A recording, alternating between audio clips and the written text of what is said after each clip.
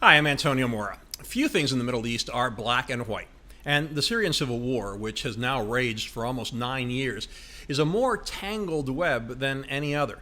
Since President Trump pulled U.S. troops out of Syria, the country has again proven how it is the rare place where the enemy of your enemy can also be your enemy, and that the friend of your friend could be an enemy too.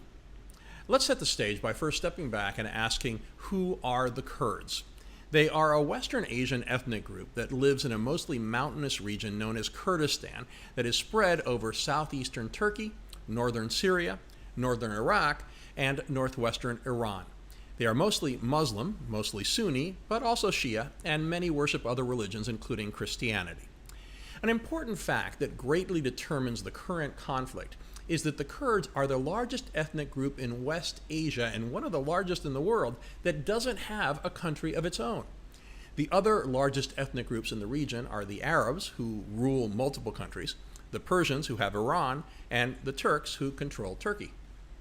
The Kurds are stateless to a great extent because of a history of betrayal by the West.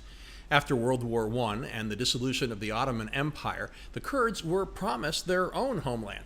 But by 1923 in the Treaty of Lausanne, world powers instead gave Kurdish land to Turkey in exchange for the Turks relinquishing Ottoman-era claims to the oil-rich Arab lands. Without a country of their own, they have suffered discrimination everywhere, nowhere more than in Turkey. Tens of thousands of Kurds were massacred by the Turkish government in the first half of the 20th century. Since then, Turkey has systematically tried to stamp out Kurdish culture, limiting their political participation and violating their human rights. The Kurdistan Workers' Party, the PKK, a mostly left-wing militant group, rose in response to the Turkish abuses. It has waged a violent insurgency in Turkey for most of the past 4 decades. That bloody rebellion has killed some 40,000 people, and it has included a long list of terrorist attacks against civilians. That led the US and EU to designate it as a terrorist organization. Both have assisted Turkey in its anti-PKK efforts. On a basic level, if you were to separate the Kurds by country and by their relations to the West, the Turkish Kurds and the PKK would be the most problematic. But for Trump to label the PKK as worse than ISIS is absurd. The PKK doesn't only fight the Turks, it has also battled ISIS on the side of the US coalition. The Kurds in Iraq, on the other hand, have been a steadfast American ally in fighting both Saddam Hussein and ISIS, despite the fact that the U.S. has not always watched their back. America mostly stood by while Saddam committed genocide against them, even using chemical weapons to wipe out Kurdish villages. Turkey, however, doesn't like the Iraqi Kurds either because they have provided support for the PKK and there have been cross-border skirmishes. The Kurds in Syria have been a crucial American ally in the fight against ISIS. Their YPG, the People's Protection Units, is an armed militia that has done most of the combat against ISIS, losing more than 10,000 fighters.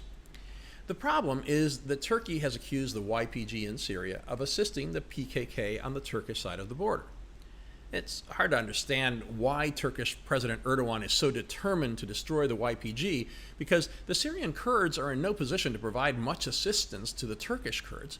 The Syrian Kurds were already facing an existential struggle against ISIS, the Assad regime, and al-Nusra, the al-Qaeda affiliate in Syria, which now goes by the name of Hayat Tahrir al-Sham. Still, Turkey wants to get rid of a possible thorn in its side, and Trump is letting the Turks do it. By abandoning the Syrian Kurds, Trump has forced the U.S. allies into an alliance of necessity with their former enemies, the Russians and the Assad government, which are also enemies, or at least rivals, of the U.S. Already, parts of northern Syria are in the hands of Assad and Russia. Despite being a U.S. ally, Turkey is fighting the Syrian Kurds with the help of the al-Qaeda affiliate and other Islamist groups. The Saudis and Qataris, who are also friendly with the U.S., have supported the Syrian Islamists. See what I mean about the friend of your friend being an enemy? Oh, and those Syrian Islamists also fight against Assad, who is allied with the Russians and Iranians. So, see what I mean about the enemy of your enemy also being an enemy? The Turkeys didn't care as much about the Syrian Kurds when they were a buffer against ISIS when the terror group was strong and expanding. Now that's changed because Turkey doesn't want Kurds to have a fairly autonomous territory on its border.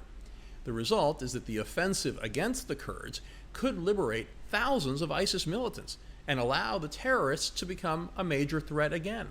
So our friends, the Turks, are killing our friends, the Syrian Kurds, and indirectly helping our enemy, ISIS.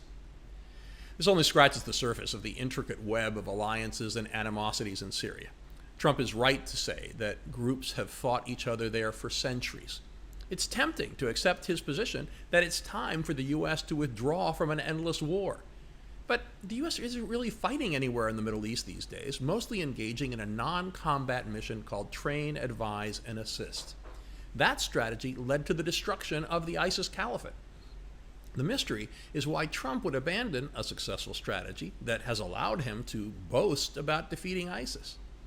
The real threat of endless war would come from an ISIS revival. And just who would want to be an American ally to fight them then?